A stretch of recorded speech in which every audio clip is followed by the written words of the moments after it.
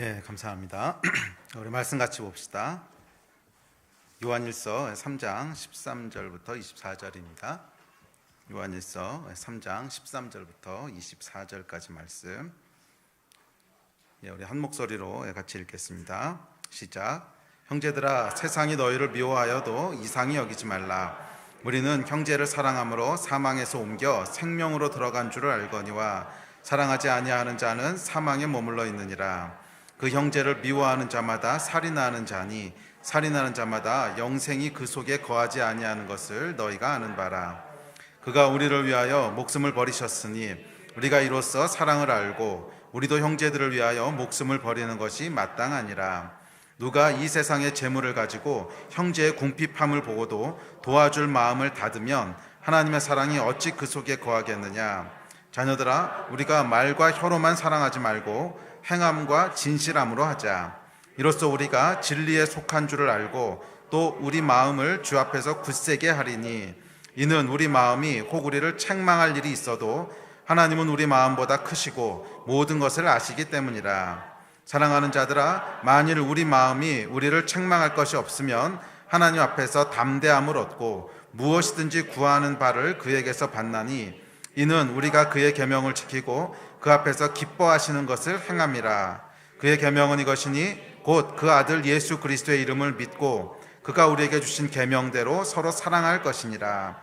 그의 계명을 지키는 자는 주 안에 거하고 주는 그의 안에 거하시나니 우리에게 주신 성령으로 말미암아 그가 우리 안에 거하시는 줄을 우리가 아느니라. 아멘.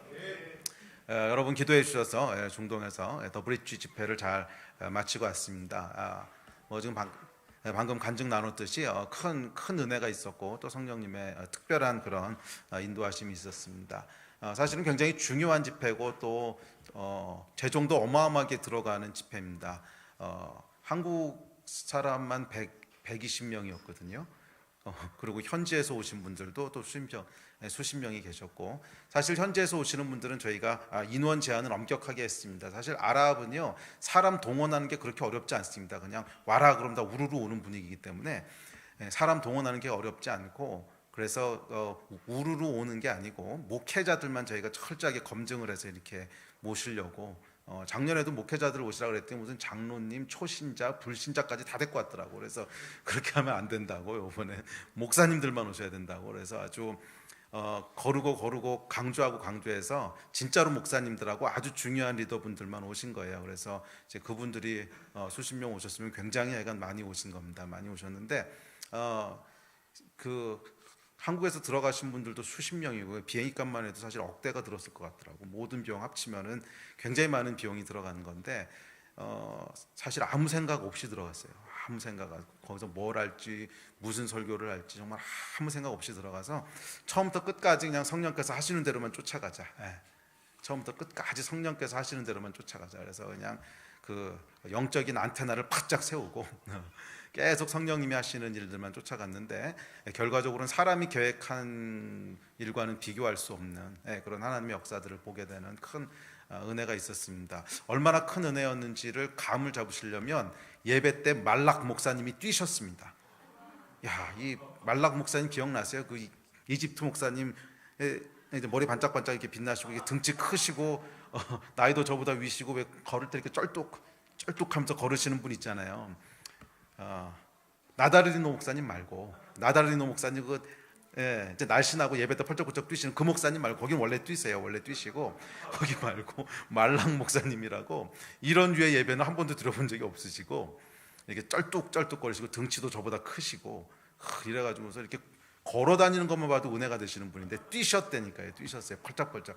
그게 방송에 안 나왔네. 이 영상에 나왔어야 했는데, 이분이 뛰셨다 그러면 이 분위기가 어땠는지 아시겠죠. 예배 때요, 아주 특별한 기름 부심이 있었습니다. 이것은 어떤 한 민족이 드렸을 때 경험할 수 있는 기름 부심이 아니에요. 그것은 여러 민족이 함께 모였기 때문에 하나님이 특별히 부으시는, 어떻게 설명할 수 없는 그런 강력한 기름 부으심이 있었는데, 이 목사님이 뛰셨다는 건 전부 다 뛰었다는 거죠. 거기 젊은이들 다 펄쩍펄쩍 뛰는데, 이제 끝나고 나서 다들 그 말씀을 하셨어요. 이 아랍 사람들이 뛴 거는 처음이라고.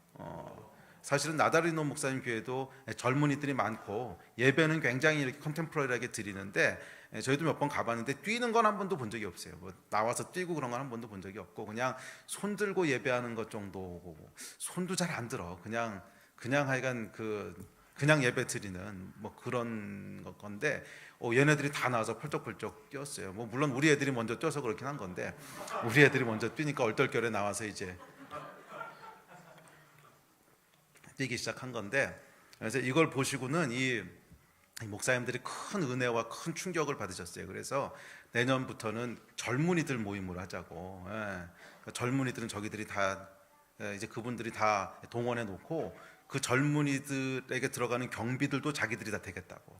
이건 여러분 대단한 발전입니다. 경비들도 전부 될 테니까 그냥 이제 와서 집회만 하자고. 그래서 내년 10월 달에는 이제 목회자 컨퍼런스가 아니라 넥스트 제너레이션 컨퍼런스로 진행하기로 했습니다. 우리 젊은이들 기도 많이 하면은 뽑힐 수도 있어요.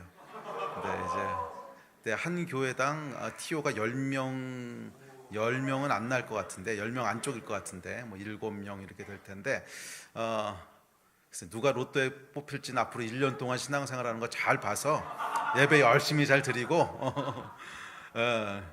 뭐 그런 사람은 이제 우리 이렇게 잘 채점을 했다가 이렇게 뽑아가지고서 데리고 갈 거예요. 가고 싶어요? 그래 우리 젊은이들 그럼 기도 많이 하고 1년 동안 열심히 예배하세요. 열심히 예배하면 예배하는 태도를 봐서 제일 높이 뛰는 사람 위주로 해서 데리고 갈까 지금 생각 중이에요. 네, 기도해 주셔서 감사합니다. 자, 열매도 굉장히 많았습니다. 열매도 굉장히 많았던 게 저희가 그 작년에 가서 집회를 하고 나서 이분들 가운데 이제 선교에 대한 그 마음들이 생기셨어요. 그래서 올해 이제 다가오는 11월 달에 처음으로 선교사들을 위한 학교를 시작합니다. 그래서 현지인 선교사들을 키우는 거죠. 그래서 원래는 이제 유럽으로 이렇게 선교사를 보낼까 하다가 저희가 이 집회 끝나고 나서 이분들이 큰 은혜를 받으셔서 레바논으로 이제 선교사들을 보내기로 하셨습니다. 그래서 레바논에는 우리 임경일 선교사님 또 우리 다른 선교사님들이 다 아주 환호를 부르셨어요. 와 이게 진짜 열매라고. 그래서 이제 11월 달에 훈련할 때 아마 윤성철 목사님 이제 가셔야 되지 않을까 생각을 하는데 본인은 죽어도 못 간다고 우기시는데 주변에 있는 모든 목사님들이 윤 목사님 안 가시면 누가 가냐고 그래서 뽑히셔서 아무래도 11월 달에 다녀오셔야 될 것 같은데 그래서 약간 훈련이 끝나면 저희가 이제 레바논 쪽에 지금 아이들을 위한 학교들이 많이 진행되는데 일꾼들이 없잖아요. 근데 거기에 아마 큰 도움이 될 것 같습니다. 이분들을 이제 보낼 수 있으면 또 장기적으로 계속 이 선교학교에서 그 사람들이 나오게 되면 아마 중동 선교에도 큰 열매가 있을 것 같습니다. 이 바실 목사님 교회에서 일을 하는데 바실 목사님은 우리 지난번에 한국 방문했을 때 제가 소개해드렸지만 지난 한 몇 년 동안의 사역을 통해서 이 교회를 통해서만 무슬림이었다가 개종한 사람이 5만 명이 나온 교회입니다. 그러니까 거기에 많은 크리스찬들이 있다는 거죠. 교회에 많은 크리스찬들이 있다는 거고 이제 그 중에서 선교원 신자들을 훈련시키는 거기 때문에 아마 장기적으로도 계속 이런 사역자들이 나올 수 있을 것으로 기대를 합니다. 물론 5만 명이 그 교회에다 모여 있는 건 아니에요. 여기 이제 훈련시켜서 보내고 CCC 대표시기 때문에 계속 훈련시켜서 여러 지역으로 보내고 있었기 때문에 모여 있는 사람이 그런 숫자는 아닌데 하여간 열매가 참 많은 교회입니다. 여러분 계속 위해서 기도해 주시고 또 중동에서 이제 막 열매들이 나오기 시작했는데 이 열매들이 더 큰 열매로 더 큰 나무가 될 수 있도록 위해서 기도해 주시기 바라고요. 또 지난 10년 동안 여러분 정말 그 한번 가보시지도 않으신 땅을 품고 열심히 기도하시고 헌금하시고 한 것들이 이제 열매를 보기 시작했습니다. 여러분 아마 더 많은 열매들, 더 기쁜 소식들이 이제 들려오기 시작할 겁니다. 이제 추수하는 시즌으로 들어갔기 때문에 지금부터 앞으로 몇 년은요 아마 신나는 추수들을 보게 될 것 같아요. 그래서 여러분 더 많이 기도해 주시고 또 더 많이 헌금하시고 돈 쓸 일은 점점 많아지더라고. 지금 돈 쓸 일들은 점점 많아져서 그러니까 위에서 계속 기도하고 힘닿는 데까지 섬깁시다. 뭐 이런 게 뭐 믿는 보람 아니겠어요? 아멘. 많은 열매를 또 여러분이 함께 누리셨으면 좋겠습니다. 자, 우리 에베소서 말씀 아니죠. 에베소서는 주일날이지. 이게 두 개를 한꺼번에 하다 헷갈리네. 예. 이 요한 1서 말씀 함께 이제 살펴보고 있는데 요한 1서 3장입니다. 3장 전반부에서는 이 하나님의 자녀가 마땅히 행해야 할 바가 무엇인지를 살펴봤습니다. 2주 전인데 기억날까 모르겠네.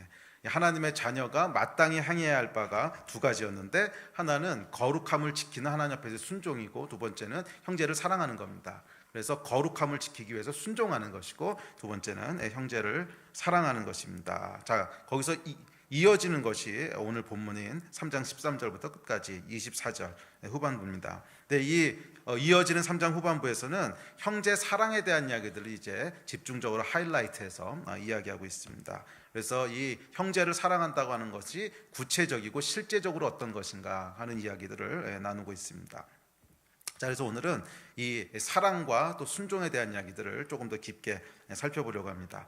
자, 13절부터 16절에서 요한은 사랑하는 것과 미워하는 것, 그리고 생명과 사망, 그리고 영의 욕구와 혼의 욕구, 이 세 가지를 이렇게 연결시켜서 설명하고 있습니다. 그래서 단순히 사랑이 무엇이다 이렇게 설명하는 것이 아니라 사랑과 미움, 그리고 생명과 사망, 그리고 영의 욕구와 혼의 욕구, 이 세 가지 토픽을 이렇게 믹스업해서 이 세 개가 깊게 연결되어 있다고 하는 것들을 이야기합니다. 자, 13절부터 16절 다시 한번 읽어보겠습니다. 시작.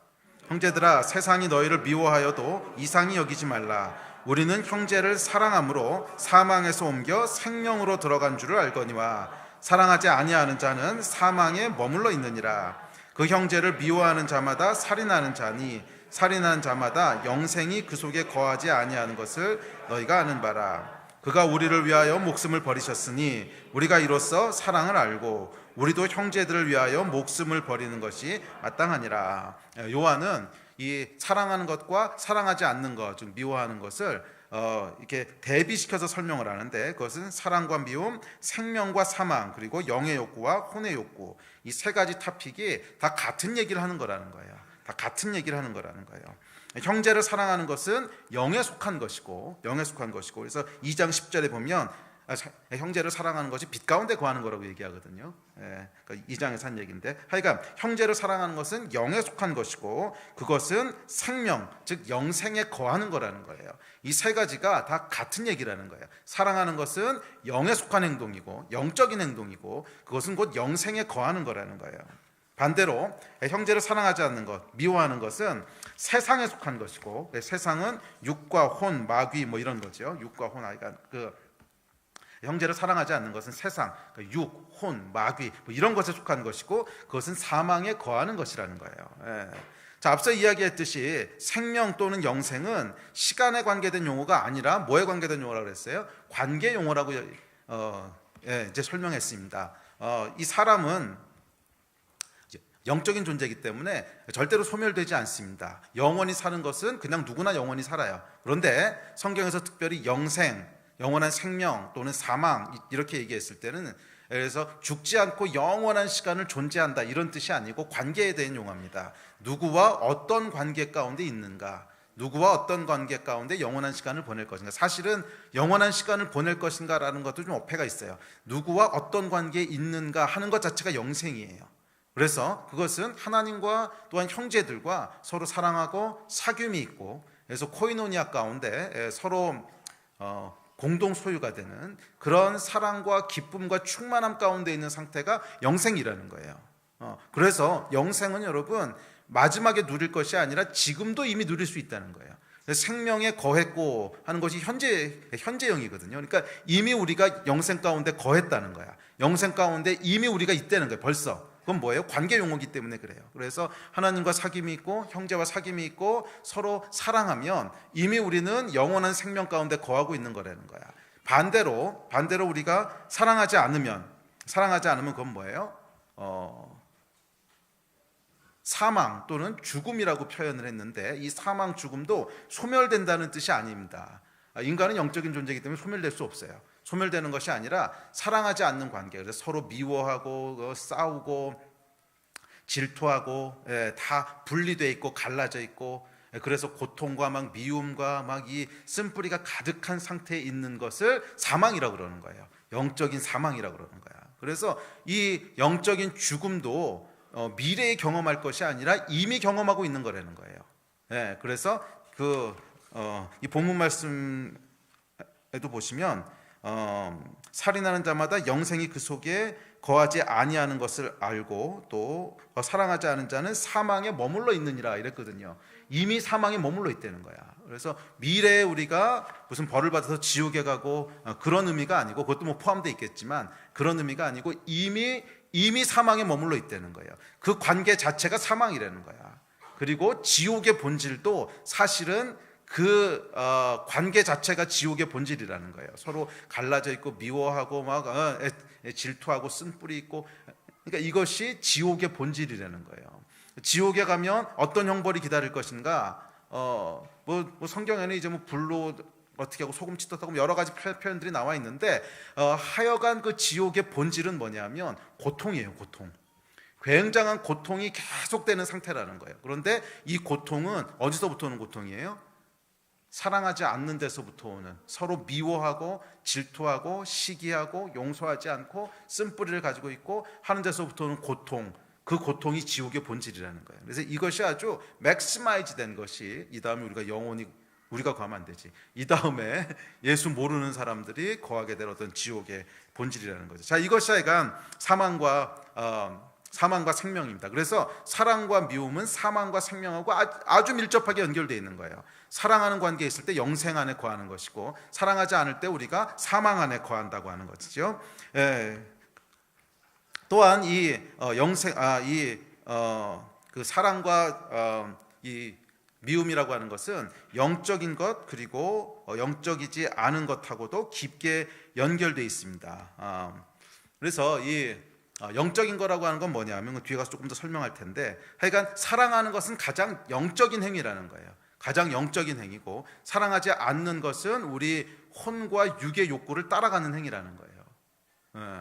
그래서 이 영적인 행위는 뭐라 그랬어요? 자아를 부인하는 게 영적인 행위라고 그랬어요. 사람은 영, 혼, 육으로 구성되어 있는데, 영은 우리 안에 거하신 성령님, 그래서 하나님께 순복하는 것이 영의 본질이고, 혼은 자아 중심이고 육은 감각 중심이라고 그랬죠. 그래서 영적인 것이라고 하는 건 뭐냐면, 우리 혼과 육의 욕구들이 영의 욕구 앞에 굴복되어 있는 거예요. 이것이 영적인 것인데, 그게 사랑의 본질이라는 거예요. 왜냐하면 사랑은 뭐라고 그랬어요? 예수께서 우리를 위하여 목숨을 버리셨듯이 형제를 위하여 자기 생명을 버리는 것이 사랑이라고 그랬어요. 그런데 자기 생명을 버리고 싶어하는 혼이 어디 있어? 어떤 자아도요 자기 생명을 버리고 싶어 하지 않아요. 차라리 자기 생명을 위해서 다른 사람을 희생시키고 싶어 하지. 다른 사람을 밟고 올라가고 다른 사람을 희생시켜서라도 자기가 살고 싶어 하지, 자기가 죽고 싶어 하는 자아는 없어. 육도 마찬가지죠. 육은 아주 본능적으로 생존하려고 하지 누구를 위해서 죽으려고 하지 않아요. 그래서 혼과 육의 욕구는 영적인 욕구가 아니라는 거예요. 그건 혼과 육의 욕구지. 영적인 욕구는 뭐냐면 이 혼과 육의 욕구, 자아를 부인하는 거예요. 그래서 자기 안에는 진짜 나를 위해서 살고 싶은 마음이 막 가득한데, 자아는 그것을 성령님의 욕구 앞에 굴복시키는 게 영적인 거거든. 그래서 이 영적인 욕구가, 근데 예수께서 뭐라 그러셨냐면 이게 바로 사랑이라는 거예요. 사랑의 코어는 뭐냐면, 사랑의 핵심은 혼과 육의 욕구를 영의 욕구 앞에 굴복시키는 거예요. 그래서 형제를 위하여 나의 생명을 내어주는 거예요. 내가 하기 싫어도 형제를 위해서 그 일을 하는 거예요. 내가 손해를 봐도 형제를 위해서 그 일을 하는 거예요. 그런데 혼의 욕구는 뭐야? 내가 하고 싶은 것을 형제를 희생시켜서 얻는 거야. 내가 살기 위해서 다른 사람을 희생시켜서 밟아서 올라가는 거야. 이게 혼의 욕구거든. 이 자아를 부인하고 영 앞에 굴복하는 것이 사랑이고, 혼의 욕구를 그대로 따라가는 것은 사랑하지 않는 것, 즉 미워하는 거라는 거예요. 이해가 되세요?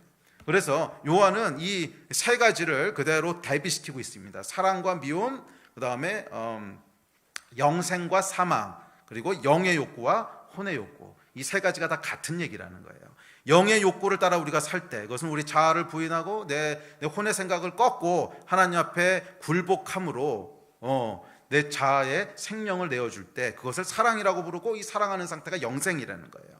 반대로 내 혼과 육의 욕구를 따라서 그 가인이 아벨을 죽이듯이 나의 어떤 필요와 나의 어떤 욕구를 위해서 주위에 있는 형제를 객체로 다루고 그것은 혼과 육의 욕구를 따라 사는 거지. 그것이 사랑하지 않는 것이고 그 상태가 사망이라는 거예요. 자, 그러므로 여러분, 영생은 어떻게 이루어집니까? 영생은 하나님을 사랑하고 형제를 사랑함으로 이루어지는 거예요. 아멘. 영생은 형제를 사랑함으로 이루어진다고 하는 것을 꼭 기억하시기 바랍니다. 그래서 이 반대로 형제를 미워하는, 형제를 비인격적인, 이게 하울링이 약간씩 오는데, 형제를 비인격적인 객체로 인식해서 불필요하면 아벨처럼 제거해버리는 그런 것은요, 결국 영원한 분리, 영원한 사망에 이르는 삶이라는 거예요. 아멘. 자, 14절 15절로 넘어갑시다. 14, 15절은 이렇게 얘기합니다. 시작. 우리는 형제를 사랑함으로 사망에서 옮겨 생명으로 들어간 줄을 알거니와 사랑하지 아니하는 자는 사망에 머물러 있느니라. 그 형제를 미워하는 자마다 살인하는 자니 영생이 그 속에 거하지 아니하는 것을 너희가 아는. 자, 우리는 형제를 사랑함으로 사망이 분리되고 고립되는 데서 옮겨서 사귐과 연합, 그 영원한 생명 가운데로 들어가게 됩니다. 반대로 형제를 미워하는 자는 영생이 그 속에 없습니다. 이미 영생이 그 속에 없어요. 자, 우리 영은 앞서도 설명했지만 혼과 육하고는 다릅니다. 영은 육과는 달리 물리적으로 죽고 사는 게 없지요. 그런데 여러분, 영도 액티브하게 활동할 때가 있고 잠잠히 죽은 듯이 잠잠할 때가 있어요. 멈춰 있을 때가 있어요. 자, 그러면 언제 우리의 영이 액티브하게 활동할까요? 영이 액티브하게 활동한다고 하는 뜻은 뭐냐면 앞서 얘기했듯이 혼과 육의 생각이 영의 생각 앞에 굴복하는 거예요. 그게 우리 안에 있는 영이 활발하고 액티브하게 활동하는 거예요. 그러면 우리 안에 있는 혼의 생각들, 육신의 유혹들, 그것이 영의 생각 앞에 굴복하게 돼요. 이게 영이 액티브한 거예요. 반대로 영이 죽었어. 영이 죽는다는 표현은 정확한 표현은 아니에요. 영은 소멸될 수 있는 게 아니니까. 근데 얘가 영이 죽은 듯이 잠잠해. 디액티브 됐어. 그래서 아무런 활동이 없어. 그건 뭐냐면 혼과 육이 지 마음대로 그 생각대로 막 날뛰어서 살아가는 것을 영이 잠잠한 상태라고 얘기합니다. 자, 이것을 영적인 사망이라고 부릅니다. 자, 그렇다면 언제 영이 살아나고 언제 영이 죽을까요? 죽는단 말은 약간 정확한 표현은 아닌데 언제 영이 활발해지고 언제 우리 안에 있는 영이 잠잠해질까요? 그것이 오늘 얘기했던 이야기들이에요. 영은 여러분 언제 활발하게 살아나냐면 사랑할 때 살아나는 거예요. 사랑이 가장 영적인 행위라고 그랬잖아. 그래서 우리가 사랑하기를 선택할 때 우리 안에 있는 영이요 액티베이트 되는 거예요. 그래서 이 영은 여러분 세 가지를 할 때 살아나는데, 첫째는 사랑할 때 살아나고, 둘째는 거룩함을 지킬 때 살아나고, 셋째는 순종할 때 살아납니다. 우리 영이 언제 살아나냐면 이 세 가지 요소예요. 사랑할 때, 거룩함을 지킬 때, 순종할 때, 이때 영이 활성화되고 더 살아납니다. 그래서 여러분, 사랑하기를 선택을 하고 순종하기를 선택을 하잖아요. 그러면 우리 안에 있는 영이 액티베이트 되기 때문에 더 많이 사랑하고 싶어져요. 또 순종하기를 선택하면 우리 안에 있는 영이 액티베이트 되기 때문에 더 많이 순종하게 돼요. 그래서 사랑에서 더 큰 사랑으로, 더 큰 사랑에서 더 깊은 사랑으로 계속 사랑할 수 있는 삶들을 살게 되는 거예요. 순종도 처음에 순종하는 건 힘들지만 순종하게 되면 우리 안에 있는 영이 살아나요. 그래서 더 많이 순종하고 싶어져요. 그래서 작은 것 하나를 순종하면 그 다음에 우리 안에 있는 조금 더 큰 어떤 육의 욕구들, 혼과 육의 욕구들이 조금 더 쉽게 영 앞에 굴복하게 돼요. 그리고 그 선택을 하게 되면 영이 더 액티베이트 돼. 그래서 영의 활동이 더 커지기 때문에 더 큰 혼의 욕구들도 그 앞에 굴복하게 돼요. 그래서 계속 이것이 발전해 가는 거예요. 자, 이것이 영이 살아나는 겁니다. 그런데 반대로 그럼 영은 언제 죽습니까? 언제 잠잠해집니까? 미워할 때 영이 잠잠해져요. 영이 죽는다는 것은 영이 소멸된다는 뜻이 아니에요. 영의 활동이 줄어들고 잠잠해지는 것인데, 미워할 때, 용서하지 않을 때, 분노할 때, 두 번째 죄를 지을 때, 세 번째 불순종할 때. 잘 생각해 보세요, 여러분. 죄를 한번 졌어요. 내가 분명히 하면 안 되는 걸 알았는데 했어. 그러면 바로 따라오는 증상이 뭐예요? 하나님에 대한 감각이 무뎌져요. 그렇지 않아요? 분명히 하면 안 되는 뭐 실수로 죄질 수도 있죠. 근데 실수로 죄진 거 이제 회개하고 돌아오면 되는데, 하여간 뭐 실수로 졌던 뭐로 했든지 간에 하여간 우리가 죄를 짓잖아. 뭔가 하나님이 하지 말라 그러신 일 내가 했어. 그러면 바로 따라오는 게 뭐냐면 하나님에 대한 감각이요, 무뎌져요. 그 전까지는 굉장히 하나님에 대한 감각이 이렇게 살아있거든. 감각이 살아있다고 하는 것은 뭐냐면 예배하러 나올 때마다 마음에 감동이 있고, 예배할 때도 와 정말 마저 하나님은 그런 분이시지, 마음에서 막 동의가 되고 그 예배 가운데로 깊게 들어가고 내 감정도 따라서 움직이고 그렇게 살고 싶은 의지도 발동되고, 이게 뭐냐면 영적으로 예민하게 살아있는 상태야. 그런데요, 죄를 한번 뻥 하고 접으세요. 뻥 하고 지면 예배 자리에 나와도 앞에서 무슨 찬양을 해도 감동이 없어. 무답니다. 왜 이렇게 길게 하지? 요한 전도사는 저게 문제야. 40번 반복했어. 좀 빨리 좀 끝내지 뭐 이딴 생각이나 하고 있게 되지. 여러분 왜 그러는 것 같아요? 우리 안에 있는 영이 무뎌진 거야. 불순종도 마찬가지입니다. 하나님이 분명히 이렇게 하라고 말씀하셨는데, 이게 순종과 불순종은 죄하고는 약간 다른 겁니다. 그러니까 궁극적으로는 이게 죄인데, 우리가 흔히 생각하는 죄하고는 좀 다를 수 있어요. 순종과 불순종은 이성적으로 볼 때 또 세상적으로 볼 때 꼭 틀린 게 아닐 수도 있어. 그냥 A냐 B냐 둘 중에 하나 선택하는 건데, B를 선택한다고 해서 세상적으로 법에 저촉되거나 양심에 걸린다거나 그런 문제가 아닐 수도 있단 말이에요. 그럼에도 하나님이 인도하시는 어떤 인도하심이 있는데, 그 인도하심이 아니라 다른 걸 선택했을 때, 그때도 여러분 제일 먼저 찾아오는 게 우리 안에 있는 영적인 감각이 무뎌지는 거예요. 또 사랑하지 않는 행동들을 할 때, 계속 용서 못하는 마음이 있거나 계속 누군가를 이렇게 미워하고 있거나 분노하고 있거나 그러면 여러분 하나님에 대한 감각들이 금방 무뎌지기 시작합니다. 이 안에 혹시 오늘 예배 드리면서 가만히 있어, 내가 이전에는 이런 감각이 아니었는데, 이전엔 예배 드릴 때 이거보다 훨씬 더 기쁨과 어떤 그 임재와 이런 게 있었는데 지금 왜 이렇게 냉랭하지? 그러는 분들이 있다면 분명히 이거 중에 뭔가 걸려 있는 거야. 분명히 뭔가 걸려 있는 거예요. 사랑하지 않거나 순종하지 않거나 아니면 죄를 졌거나. 그러면 여러분, 여러분의 영이 살아있기를 원하십니까? 영이 여러분 깨어있기를 원하십니까? 그렇다면 방법은 명백합니다. 형제를 사랑하십시오. 이 사랑의 행위는요, 우리 안에 이 영을요 굉장히 활발하게, 왜냐하면 하나님 기뻐하시기 때문에. 하나님이 기뻐하시는 일을 하면 우리 안에 굉장한 이 영적인 충만함이 임하게 돼요. 그래서 이 하나님에 대해서 예민해지고 하나님에 대해서 훨씬 더 풍성해지고 막 그 일을 더 많이 하고 싶고, 이게 하나님이 기뻐하실 때 우리 안에 일어나는 현상이에요. 우리 영이 함께 기뻐하는 거거든. 그러면 여러분, 이 영이 여러분 깨어있기를 원하신다면 제일 먼저 하셔야 될 것, 형제를 사랑하십시오. 아멘. 이거만큼 우리 영을 파워풀하게 깨우는 건 없어요. 형제를 사랑하십시오. 할렐루야. 그리고 거룩함을 지키고 순종하십시오. 이것은 하나님을 사랑하는 거예요. 이 하나님을 사랑하는 자는 그의 계명을 지킨다 그랬어요. 그래서 이 말씀에 순종하고 거룩함을 계속 지키시기를 힘쓰십시오. 아멘. 그랬을 때 우리 안에 영이 더 깨어있게 될 줄로 믿습니다. 자, 이어지는 16절입니다. 16절은 이렇게 얘기합니다. 시작. 그가 우리를 위하여 목숨을 버리셨으니 우리가 이로써 사랑을 알고 우리도 형제들을 위하여 목숨을 버리는 것이 마땅하니라. 성경이 이야기하는 사랑의 본질입니다. 사랑은 뭐예요? 형제를 위해 목숨을 버리는 거예요. 다시 말해서 형제를 비인격적인 객체로 취급하는 것이 아니라 하나님의 형상으로 지음받은 소중한 주체로 대하는 것입니다. 오히려 그 앞에서 내가 생명을 버리는 객체가 되는 것입니다. 자, 그런 의미에서 사랑은 혼과 육의 욕구를 거스릅니다. 혼과 육의 욕구는 가인처럼 자아를 위해서 필요하다면 형제의 생명을 그냥 취하는 거예요. 살인하는 거예요. 육의 욕구는 그저 생존하는 겁니다. 약육강식이에요. 그런데 사랑은 이 혼과 육의 욕구를 거스릅니다.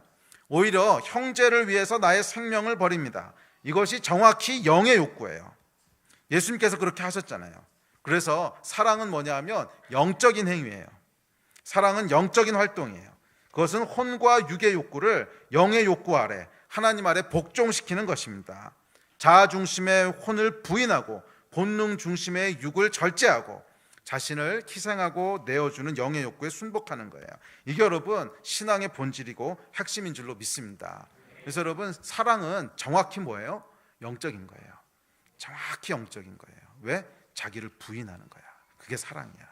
사랑은 그냥 로맨틱하게 감정이 좋고 뭐 스윗하고 이런 게 사랑이 아니야. 분명히 3장 16절에서 뭐라 그랬냐면 형제를 위하여 목숨을 버리는 것을 사랑이라 그랬어요. 형제를 위하여 목숨을 버리는 것을 사랑이라 그랬어요. 그러니까 꼭 죽어야 사랑이라는 뜻은 아니고, 사랑의 본질이 자기 안에 있는 자아 중심의 욕구를 꺾는 거라는 거야. 형제를 위해서 근데 이 자아의 가장 강렬한 욕구가 뭐예요? 살고자 하는 욕구잖아. 생존에 대한 욕구잖아. 그래서 이 자아의 모든 욕구를 형제를 위하여 꺾는 거예요. 예. 그렇기 때문에 이게 영적인 일이라는 거야. 사랑하는 건 여러분 철저히 영적인 일인 것을 기억하시기 바랍니다. 그것은 우리 감정이 아니야. 감정이 혼적인 거잖아. 우리의 의지도 아니야. 이것도 혼적인 거잖아. 사랑은요, 영적인 거예요. 영적인 거. 우리 안에 있는 자아를 꺾는 거야. 형제를 위하여. 아멘. 사랑은 여러분 기억하세요. 철저하게 영에 속한 행동입니다. 아멘. 그래서 그 안에 뭐가 있냐면 영생과 생명이 있는 거예요. 사랑 안에 영생과 생명이 있는 거예요. 자, 17절, 18절로 넘어가겠습니다. 17절, 18절 있습니다. 시작.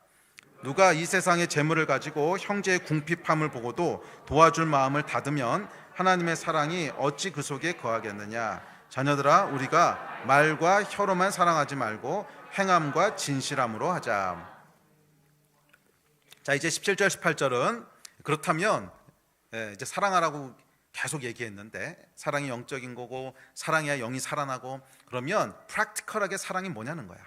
프랙티컬하게 사랑이 뭐냐는 거야. 아주 실제적이고 구체적인 것인데, 사랑은 여러분 실제적이고 구체적으로 해야 된다는 거야. 말과 혀로만 하면 안 되고 뭘로 해야 된다는 거예요? 행함과 진실함으로 해야 된다는 거예요. 형제의 궁핍함을 가지고 보고도 도와줄 마음을 닫으면 어찌 하나님의 사랑이 그 속에 있겠느냐. 그러니까 사랑은 여러분 아주 실제적이고 구체적인 거라는 거예요. 자, 사랑을 여러분 뭐라 그랬어요? 영적인 거라 그랬죠. 그런데 진짜 영적인 것은, 참된 영적인 것은 반드시 물질적인 실체가 있습니다. 제가 영적인 거 설교할 때 여러 번 반복했던 얘기인데, 진짜로 영적인 세계에서 뭔가 일어나잖아요. 이게 진짜면 우리가 눈에 보이는 물질 세계에서도 뭔가 있어요. 뭔가가 있어요. 그래야 이게 진짜 영적인 거야. 그렇지 않고 뭐 굉장히 영적인 것처럼 와 나는 뭐 하늘의 뭐를 받고 무슨 예언의 은사를 받았고 뭐 3000층에 올라갔다 왔고 밤마다 꿈을 꾸고 뭐 아무리 영적인 얘기를 말과 혀로 아무리 영적인 얘기를 많이 쏟아놔도 그게 진짜 영적인 거라면 뭐가 있어야 된다는 거예요? 열매로 그들을 알지라 그랬잖아요. 열매로 그들을 알지라. 진짜 영적인 거면, 그 사람이 진짜 선지자면, 열매로 그들을 알지라 할 때 선지자 얘기하다 나왔거든. 그 사람이 진짜 선지자라면, 거짓 선지자가 아니라 진짜 선지자라면 그에 해당하는 물질에 뭔가가 있다는 거예요. 보여지는 열매가 있다는 거야. 보여지는 열매가 있다는 거야. 이게 있어야만 이게 진짜 영적인 거라는 거예요. 그렇지 않으면 이건 다 영적인 신기루야. 좀 더 직설적으로 얘기하면 영적인 뻥이야, 뻥. 뭐 대단한 은사가 있고 뭐 환상을 보고 뭐를 하고 내가 대단한 거 하는 거 같고 별의별 짓을 다 해도, 아무리 영적인 것처럼 이렇게 뭐 쇼를 해도 보여지는 열매가 없으면 이건 그냥 다 뻥이라는 거예요. 진짜 영적인 게 아니라는 거야. 자, 사랑이 뭐라 그랬어요? 영적인 거라 그랬어요. 그러면 이게 진짜 사랑이면 반드시 뭐가 있어야 되는 거예요? 물질 세계에 보여지는 뭐가 있어야 된다는 거야. 그게 뭐야? 돈하고 노가다라는 거야. 돈하고 노가다. 그래서 사랑은 여러분 말과 혀로 하는 게 아니고 돈하고 노가다로 하는 거라는 거예요. 그래야 그게 진짜 영적인 사랑이라는 거예요. 자, 아시겠습니까? 사랑은 영적인 일입니다. 가장 영적인 일입니다. 그렇기에 그 사랑이 진짜라면 반드시 뭔가가 행해져야 돼요. 그래서 행함과 진실함으로 하라 그랬어요. 행함과 진실함으로. 뭔가 진짜 움직이는 게 있어야 된다는 거야. 돈이 흘러가든지 아니면 몸을 움직여가지고 뭔가 하여간 형제를 위해서 노동을 하든지 시간을 쓰든지 하여간 뭔가가 있어야 그게 진짜 사랑이라는 거예요.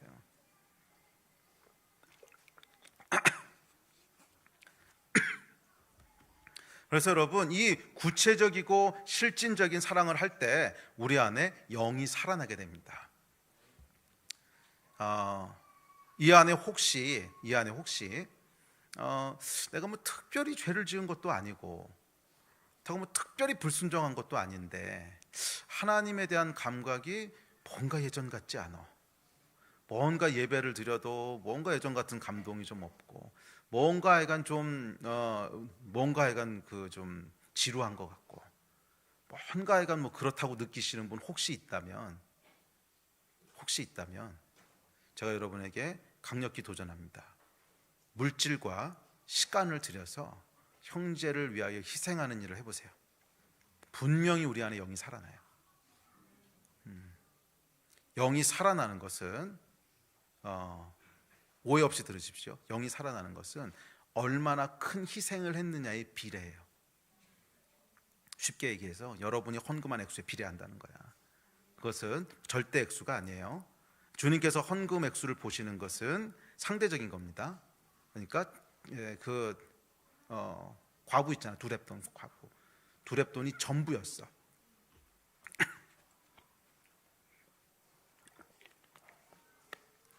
그러니까 큰 부자가 이재용 회장이 10억을 헌금하는 것보다 아무것도 없는 내 전 재산이 오늘 통장을 톡톡 털어보니까 5만 원 있어. 그 사람이 5만 원 헌금하는 것이 주님 앞엔 더 큰 거야. 왜? 여긴 100%를 드린 거거든.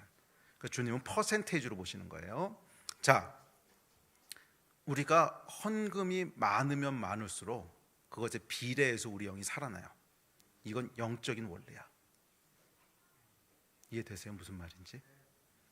그것이 영적인 원리예요.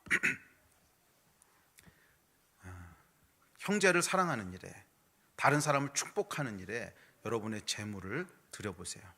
그리고 실제로 여러분의 시간과 에너지를 쏟아보세요. 그러면 우리 안에 영이 살아나요. 이건 분명해요. 자기 걸 놓지 못하는 사람이 있어. 목사님, 나도 지금 어려워요. 나는 지금 누구 도울 때가 아니고 누가 도와주지 않으면 못 살아요. 목사님, 내 형편 몰라서 그래요. 그럼 뭐 나한테 하소연할 필요가 없어요. 영적인 원리이기 때문에 어쩔 수가 없어.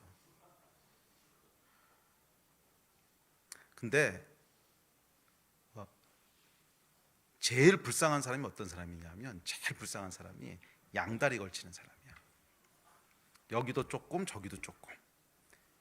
이거는요 진짜 불쌍해요. 이것은 세상적으로도 별로 못 누리고 그렇다고 영적인 축복도 못 받아. 이거는 완전히 사이에 껴가지고서요. 그러니까 여러분, 하려면 아싸라게 해야 돼. 진짜예요. 하려면 아싸라게 해야 돼. 제가 지금까지 사역하면서 목회하면서 주님 말씀에 그냥 올인해가지고서 이게 상황이 되든지 안 되든지 어쨌거나 하나님이 하라고 그러신 거잖아.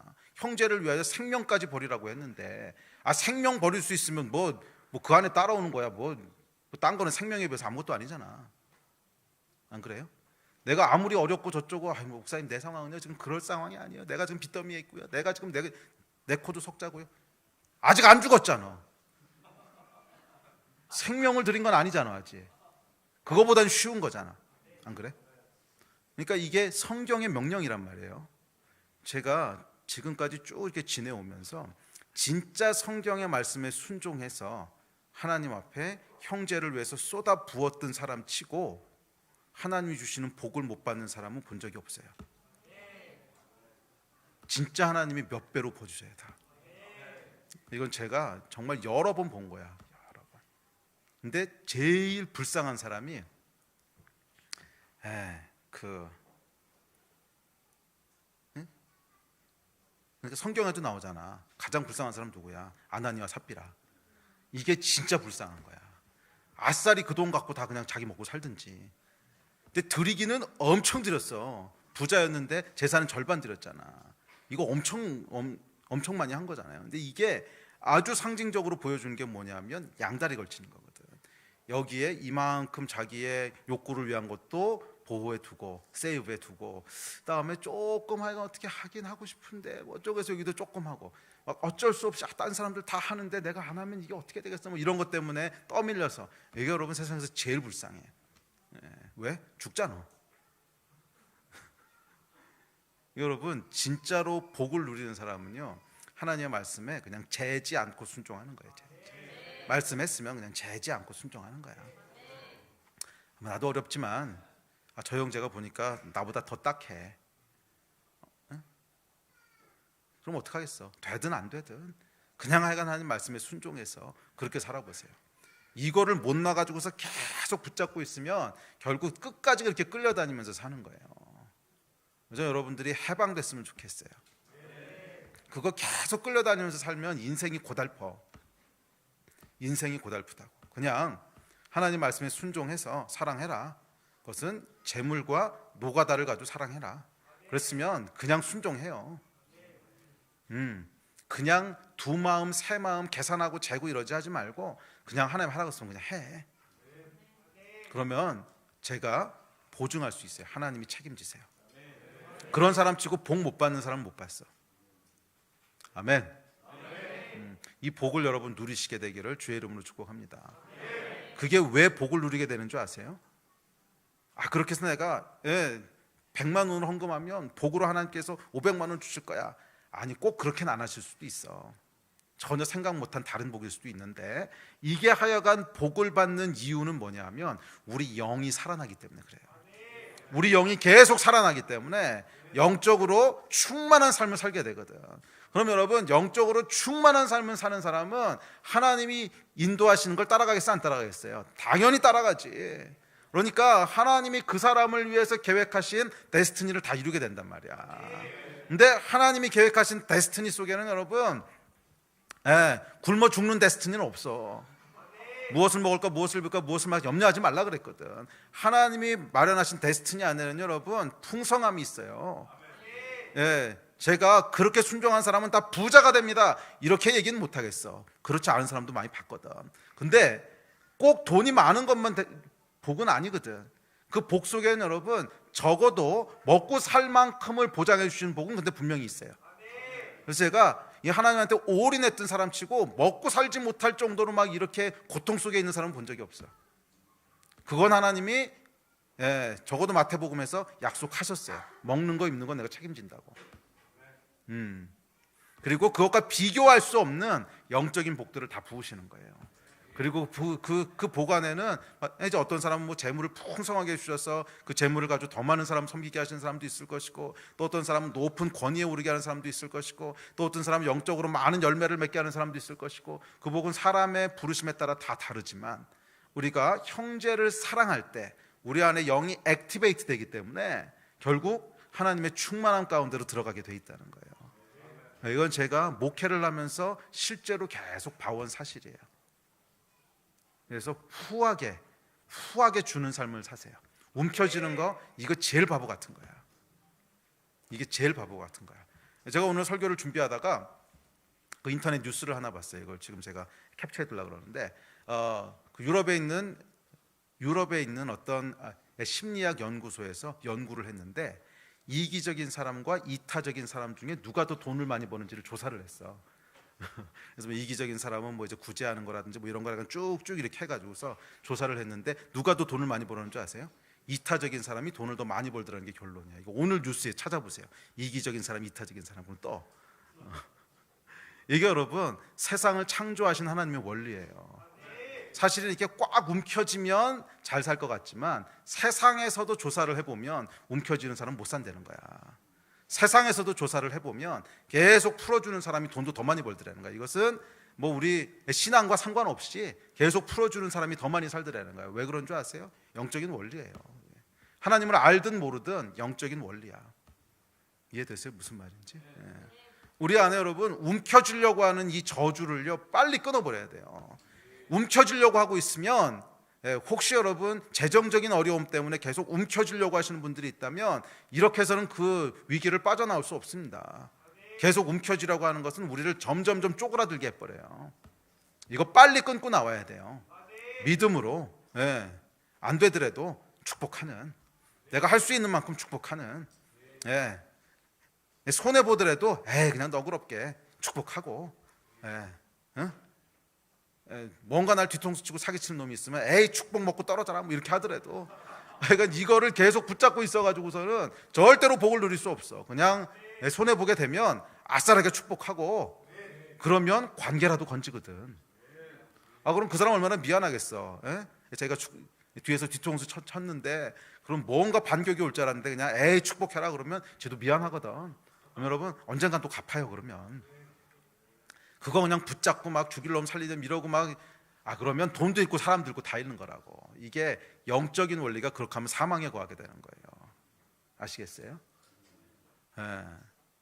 아주 프랙티컬한 우리 삶에서부터 이걸 실천하시라는 거예요. 계속 누군가를 위해서 축복하고 손해보고 희생하고, 이 길들을 계속 선택할 때 그것은 영적인 것들을 액티베이트 시켜요. 아멘. 구체적으로 사랑하신 여러분 되시기를 주의 이름으로 축복합니다. 이 돈에 이렇게 묶여 있으면 안 돼요. 이렇게 막 뭔가 움켜쥐려고 하는 것, 이게 여러분 다 혼과 육의 생각이거든. 이거에 묶여 있으면 우리 영이 죽어버린단 말이야. 아멘. 우리 영이 살아나려면 이거를 풀어야 돼요. 빨리 이 저주를 빨리 풀어버려야 돼. 그래서 내 돈도 어차피 하나님이 주신 거, 내 시간도 어차피 하나님이 주신 거, 뭐 하나님이 날 굶기시게 하겠냐, 이 믿음으로 그냥 성실하게 축복하면서 계속 베풀면서 살면, 가난하게 살아도 베풀도록 살면요, 결국 그 사람은 복을 누리게 돼요. 왜? 영적으로 충만하니까. 그 삶을 사시기를 주의 이름으로 축복하고 도전합니다. 아멘. 혹시라도 이 가운데 그런데 묶여 있는 분이 있다면 빨리 끊으세요. 꽉 묶고 있는 분이 있다면 빨리 끊으세요. 오늘 결단하고 그냥 끊어버리세요. 나는 혼과 육의 욕구에 묶여 살지 않습니다. 나는 하나님의 자녀입니다. 나는 형제를 사랑하는 자입니다. 나는 자매를 사랑하는 자입니다. 이거 빨리 끊어버리시고 생명으로 돌아오셔야 돼요. 형제를 사랑하는 자는 사망에서 생명으로 옮겼느니라. 이게 오늘 말씀이잖아. 형제를 사랑하는 자는 사망에서 생명으로 옮겼느니라. 빨리 옮기셔야 돼요. 아멘. 빨리 옮기신 여러분 되시기를 주의 이름으로 축복합니다. 자, 그래서 기억하세요. 진짜 사랑은 말과 혀로 하는 뻥이 아니야. 행함과 진실함으로 하는 거예요. 재물과 행함을 가지고 하는 거예요. 아멘. 자, 이어지는 19절부터 21절 보겠습니다. 19절부터 21절 시작.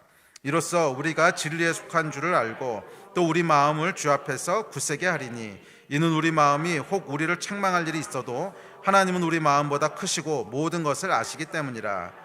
사랑하는 자들아, 만일 우리 마음이 우리를 책망할 것이 없으면 하나님 앞에서 담대함을 얻고. 자, 이 19절부터 21절은 헬라어 원문을 보면 이 문법이 굉장히 복잡하게 꼬여 있어요. 그래서 해석하는 사람마다 조금씩 차이들이 있고, 또 한국말로 봐서는 쉬운 듯 하면서도 읽고 지나가면 무슨 말인지 잘 모르겠고, 이런 부분인데, 자, 이것을 정확하게 풀어 설명하면 다른 모든 구절들이 어디에 걸리냐면 마음을 굳세게 하고 담대함을 얻는다에 걸리는 어떤 조건문들이에요. 그러니까 19, 20, 21절은 어떻게 우리의 마음이 굳세게 되고 하나님 앞에서 담대함을 얻는가 하는 것을 설명하는 얘기라는 거예요. 그런데 뭐라고 설명하냐면 이로써 얻는데요. 이로써 굳세게 하고 담대함을 얻는데, 이로써는 뭐냐면 그 앞에까지 말들을 쫙 다 받는 거거든요. 뭐예요? 형제를 사랑함으로, 그리고 순종함으로, 이로써 우리가 이 하나님 앞에 담대함을 얻는다는 거예요. 그래서 이 그 세 가지 기억나시죠? 영을 액티베이트 시키는 거, 사랑하고 거룩함을 지키고 순종하세요. 그러면 우리가 뭘 하냐면 우리 마음이 하나님 앞에 담대함을 얻는다는 거예요. 담대함을 얻는다는 거예요. 이 굳세게 하다라고 하는 말은 안심시키다, 확신케 하다, 설득시키다, 이런 의미인데, 우리가 의를 행하고 실제적으로 사랑할 때 우리 마음이 주 앞에서 확신케 되고 안심된다는 거예요. 두 번째 담대함을 얻는 방법은 20절인데, 혹 우리를 책망할 일이 있어도 하나님은 우리 마음보다 크시고 모든 것을 아시기 때문이라. 두 번째는 하나님의 은혜를 신뢰하라는 거예요. 우리가 의를 행하고 사랑하다가도 가끔 실수해서 넘어질 때가 있단 말이야. 그러면 우리 마음이 담대함이 없어지지. 아유, 죄책감, 내가 이래도 될까? 막 이런 마음들 말이야. 그때는 뭐를 의지하라는 거예요? 우리의 죄보다 더 크신 분, 하나님의 은혜를 신뢰하라는 거예요. 네? 네. 그러니까 이게 두 번째예요. 자, 그래서 담대함을 얻는 방법은 뭐가 있다고 그랬어요? 첫째, 의를 행하고 사랑하십시오. 순종하십시오. 둘째, 그러다 넘어지면 하나님의 은혜를 신뢰하십시오. 그분은 우리의 죄보다 크십니다. 그분은 크신 분이세요.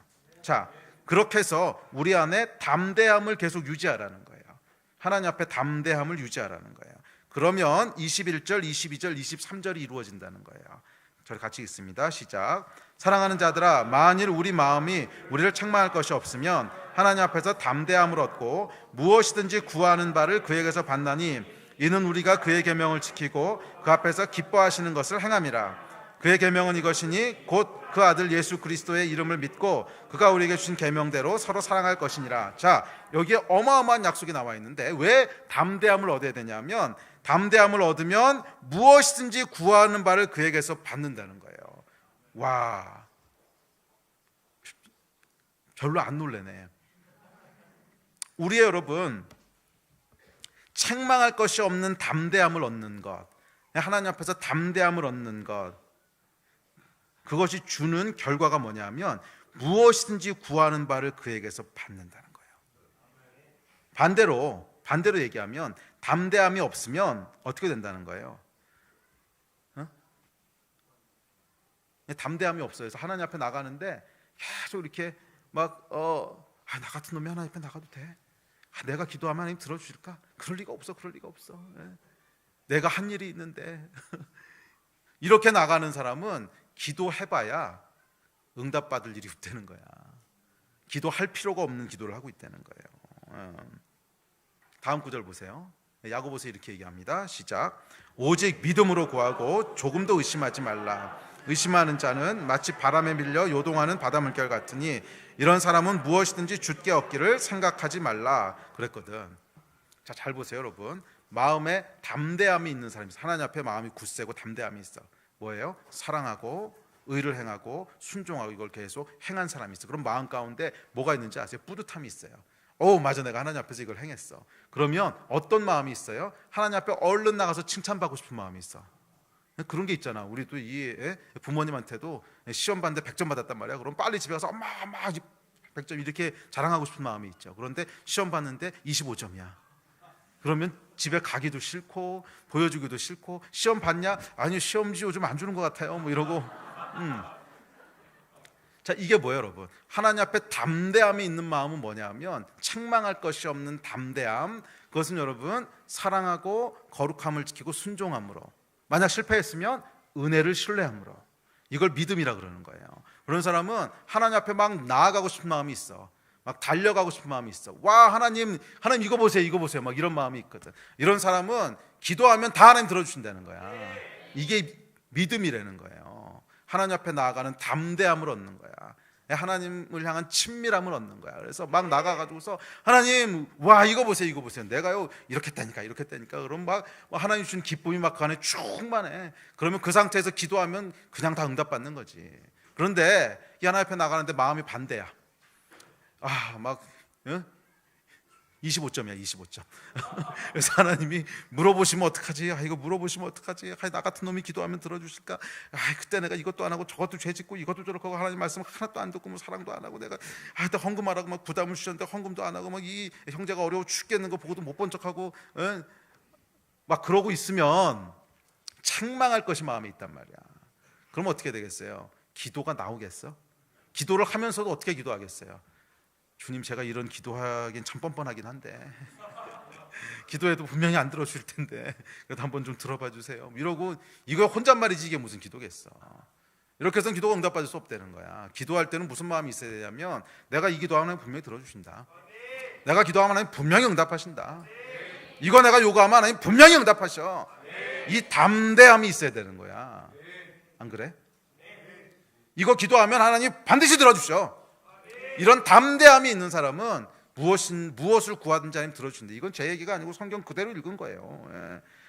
사랑하는 자들아, 만일 우리 마음이 우리를 책망할 것이 없으면 하나님 앞에서 담대함을 얻고 무엇이든지 구하는 바를 그에게서 받나니, 이렇게 말씀하셨단 말이야. 제 얘기가 아니고 성경말 그대로 풀어 얘기한 거예요. 우리 안에 책망할 것이 없고 하나님 앞에 나가서 담대함, 뭐예요? 이 기도하면 분명히 들어주셔. 이건 하나님이 분명히 응답하셔. 이 마음을 갖고 나아가면 무엇을 구하든지 그에게서 받을 거라 그랬어요. 그런데 아까 야고보서에서 뭐라 그랬어? 믿음이 없어서 이거 내가 하나님 앞에 구해도 돼? 책망할 것이 막 있는 마음. 이 마음은 가지고 구해봐야 아무것도 응답은 못 받는다는 거야. 그러면 여러분, 담대함을 주님 앞에 가지시기를 축복합니다. 그런데 다시 한번 복습. 이 담대함은 어디서 온다고? 형제를 사랑함으로, 형제를 사랑함으로, 하나님께 순종함으로, 그렇게 담대함을 얻는 거예요.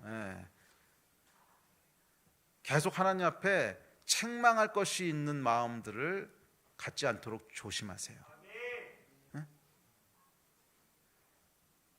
뭔가 이거 하면 안 되는데, 이거 하면 안 되는데, 가령 무슨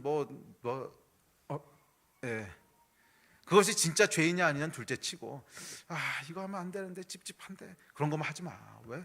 우리 마음에 해롭다고. 하나님이 기뻐하실 만한 일들을 하시라는 거예요. 야, 이거 하면 하나님이 얼마나 기뻐하실까? 야, 이거 하면 하나님이 얼마나 즐거워하실까? 이걸 하라는 거야. 그러면 우리에게 준 축복이 담대함을 얻게 하신다는 거야. 담대함을. 그런데 그 중에 하나님이 제일 좋아하시는 게 뭐예요? 사랑하는 거, 순종하는 거. 이거 제일 좋아하신단 말이야. 순종이 제사보다 낫거든. 사랑하는 거 하나님 너무 좋아하시거든. 그러니까 형제를 사랑하면요, 막 하나님이 너무 기뻐서 막 펄쩍펄쩍 뛰신단 말이야. 그러면 우리 안에 영의 충만함을 주시겠지. 이 하나님의 기쁨이, The joy of the Lord is my strength. 이 하나님의 기쁨이 우리의 힘이거든. 할렐루야. 그럼 여러분, 적극적으로 형제를 사랑하십시오. 특히 구제하고 헌금하십시오. 몸으로 섬기십시오. 우리 마음에 담대함을 주실 것입니다. 그래서 여러분,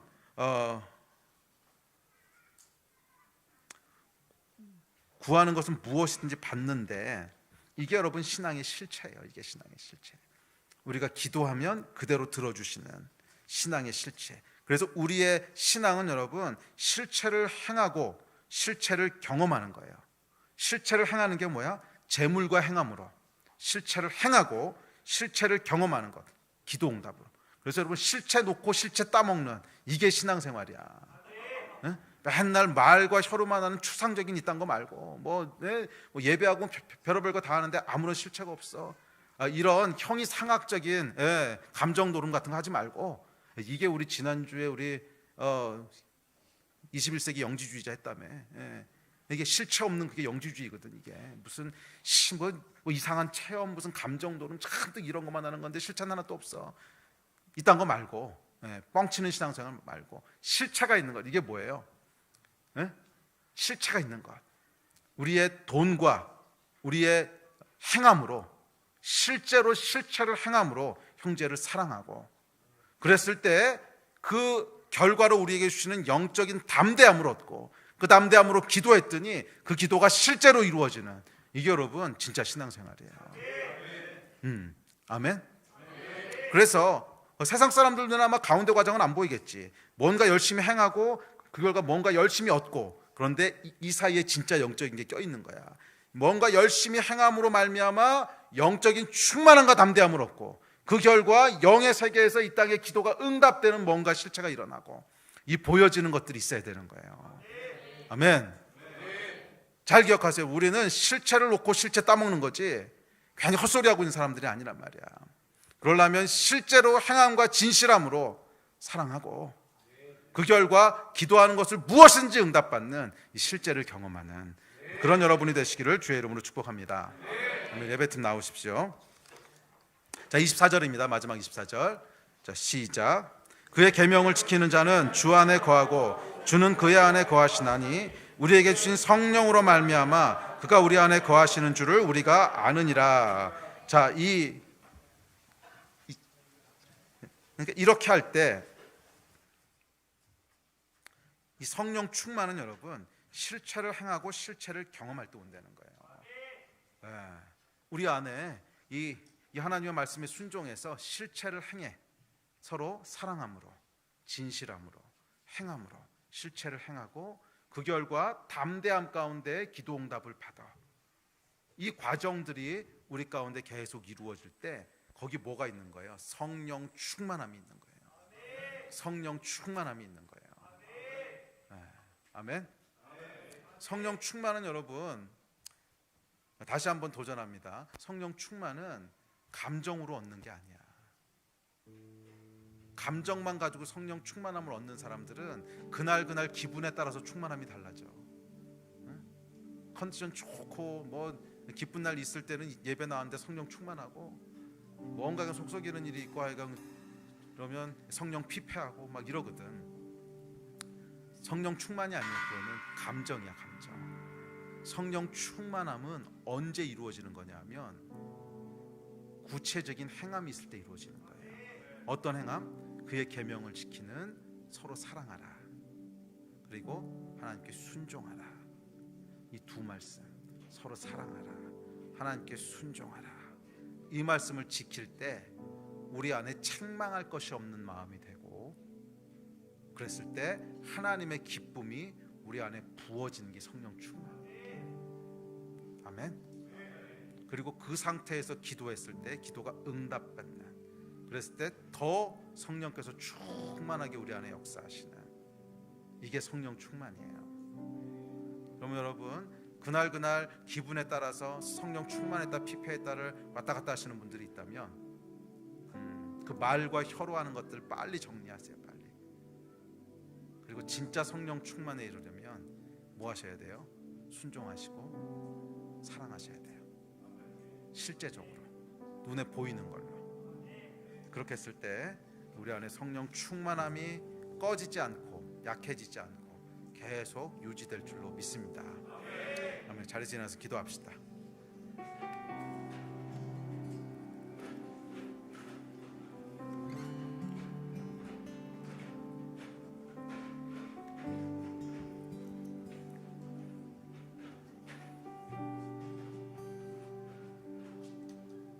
오늘 기도할 때 우리 다시 한번 성령 충만을 위해서 구할 텐데, 이 성령 충만은 결국 우리 삶의 태도에서 결정됩니다. 삶의 태도란 계속 움켜쥐는 태도를 질 것이냐, 아니면 나의 상황과 나의 어떤 그런 것에 관계없이 형제를 사랑하고 계속 내가 가진 것으로 축복하고 이 태도로 살 것이냐에 따라서 성령의 역사가 달라질 거예요.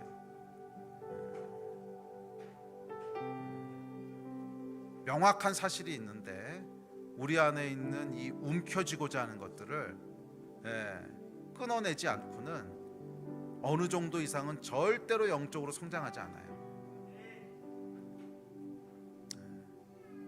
제가 수십 년 목회해온 결론이에요. 내 안에 계속 움켜쥐고자 하는 자기중심적인 이 생각. 근데 움켜쥐고자 할 때는 다 그 안에 나름대로 이유가 있어. 나는 뭐 이게 안 되고, 난 저게 부족하고, 난 지금 뭐 재정이 어렵고, 난 지금 뭐가 어렵고, 우리 집은 뭐 지금 직장이 잘렸고, 현우 어디 갔어? 뭐 직장이 잘렸고, 하여간 여기 있구나. 하여간 다 이유가 있어, 다 이유가 있는데, 뭐 이유가 있으니까 움켜쥐겠지, 이유가 없는데 움켜쥐겠나? 근데 이유가 뭐든지 간에 하나님을 신뢰하는 것은 그것을 뛰어넘어야 돼요.